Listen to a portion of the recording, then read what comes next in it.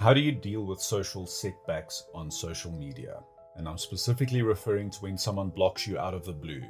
Not when you're going back and forth sending them rude messages and threats and then you get blocked. I mean when it happens out of the blue and you don't know what happened. One day you're smiled, next day you're blocked.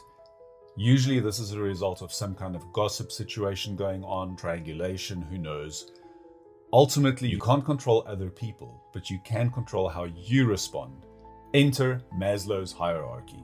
Maslow's hierarchy is a framework that a lot of people might have been introduced to at some point in school, but most of us don't know much more than the basics of what it is. It consists of 5 levels of human needs for survival, one stacking on top of the other. On level 1, you have your basic physiological needs like food and air to survive. Once those are satisfied to some extent, you go to level 2, which is safety. That's stability, shelter, etc. Once both of those are satisfied to some degree, you get to level 3. Level 3 is social, the need for love, belonging, and inclusion. Once all 3 of those are satisfied, you get to ego. These first 3 levels are very basic, and when you look at them, you have to take into consideration that about 90% of people get what they need on level 1. If you don't get what you need on level 1, you are literally starving. Roughly 60 to 70% of people get to level 2. And roughly 50 to 60% of people get to level 3. Once we get to level 4, only 30 to 40% of people get there. So once I have safety and security and community and people around me, the next step is ego. What is my reputation? What do people think of me? Do I have self-esteem and do I have control over my environment? When we have social drama, a lot of this takes place on level 3 and 4, and that's why we get stuck here.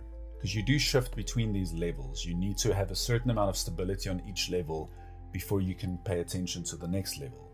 Once we get to level 5, less than 10% of people get there. That is called self-actualization. Level 5 is about your personal development and growth, and most importantly, about knowing who you are and being attuned and aligned to your true self.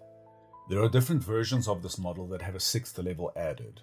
The one that I like most is self-transcendence. That is when you are doing things beyond yourself that is helping the world but is not benefiting you personally directly. Why am I getting into all of this? I think it's important that when something happens that is perceived as a setback socially, what often happens is that you panic. You start to spend a lot of energy moping, being depressed about it.